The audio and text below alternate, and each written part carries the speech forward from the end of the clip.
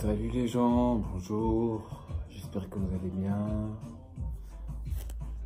Je vous souhaite à tous un bon vendredi. On est le 24 aujourd'hui, août, ouais, c'est ça. Donc, bienvenue sur ma chaîne YouTube. Je parle un peu de tout, de nature, biodiversité, animaux, réchauffement climatique. Et aujourd'hui, c'est un sujet qui me touche un peu plus à cœur parce que bon, je parlais un peu de l'Amazonie. Je pense que vu les événements qui s'est passé ces jours-ci, le feu qui s'est propagé, je pense que les images que nous avons vues tous, ça fait le tour du monde. Les animaux qui essaient de s'échapper, la nature qui est tout, comment vous dire, le changement qu'on voit avec les photos parce qu'il y a le avant, le après aussi.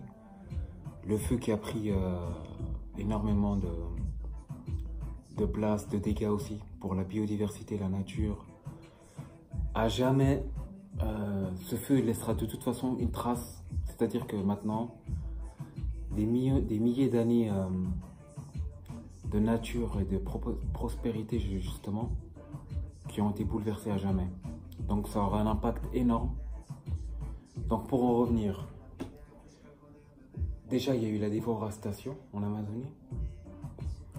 Et puis je regardais ce matin en fait un calcul, je crois que c'est 4,5 fois la France en termes de superficie en fait l'Amazonie. Mais c'est tout simplement triste en fait, ça me rend triste et puis on doit prendre conscience que maintenant il y a un point de non-retour. Tout ce qui a été brûlé, toute la nature qui a été abîmée, bien sûr par la responsabilité de l'homme, ça aura un impact sur nous, sur eux humains. Et comme on nous a toujours dit même à l'école, que l'Amazonie était les poumons de la Terre. Alors vous imaginez que les événements qui se sont passés, je n'ai pas vu les médias en parler beaucoup plus que ça. Que ce soit TF1, BFM, LCI, France 24, à part quelques rédactions, quelques presses, quelques unes, rien de plus alarmant que ça. Alors que nous parlons vraiment de l'écosystème du monde, de la nature, des arbres, de plus de 70 000 arbres qui poussent là-bas. Je crois qu'il y a même plus que 100 000 espèces d'arbres. La biodiversité, justement, la nature, toutes les plantes qui poussent là-bas. Le climat exceptionnel qu'il y a en Amazonie. Mais voilà.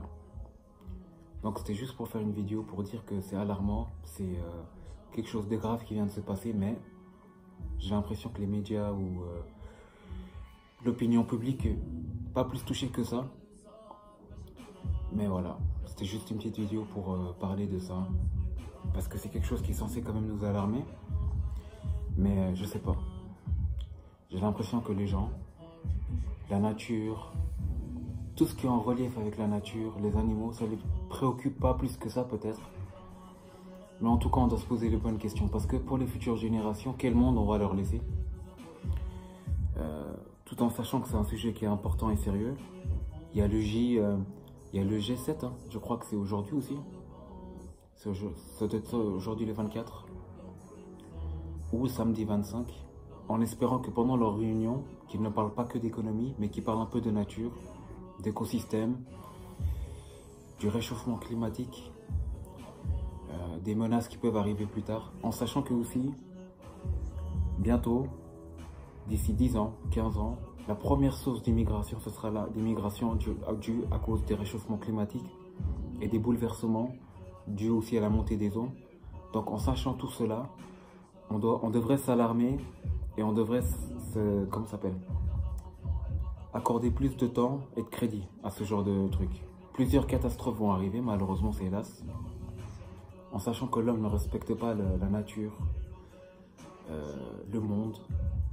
Donc nous devons prendre notre responsabilité, et surtout les politiciens, en espérant que dans cette réunion du G7, qu'on ne parle pas juste d'économie, de banque, de politique, qu'on parle un peu aussi de nature, d'écosystème, de faune et nature, de biodiversité, du réchauffement climatique, un sujet qui est très important, et bien sûr les animaux. Ça impactera tout le monde. Tout ce bouleversement qui arrive dans ce monde, ça nous touchera tôt ou tard, nous humains. Comme je disais juste il y a quelques minutes, Première source d'émigration dans quelques années, ce sera le réchauffement climatique. Les gens vont se déplacer de continent en continent parce que soit leur pays sera sous la mer, soit il y aura des tremblements de terre, soit il y aura aussi, on prévoit entre 1,5 et 2,5 degrés d'augmentation d'ici la fin d'ici 30 ans, 40 ans. Et tout ce bouleversement aura des impacts sur nous humains, sur les sols, sur la pluie, sur le dérèglement aussi. Vous remarquerez que maintenant nous avons des hivers doux, des étés qui sont un peu quand même frisquets. Et voilà. Donc c'était juste pour parler un peu de l'Amazonie, parce que c'est quand même quelque chose qui est important. Et en espérant que les gens prennent conscience, en tout cas qu'ils prennent des dispositions, mais en tout cas nous avons atteint un point de non-retour.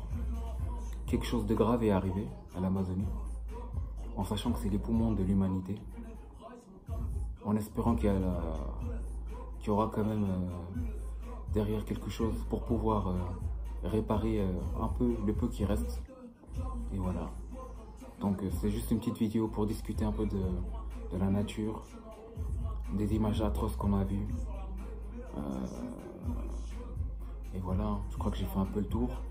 Et bien sûr, les dernières civilisations qui vivaient dans ces zones-là, dans ces forêts, dans ces milieux naturels. Donc il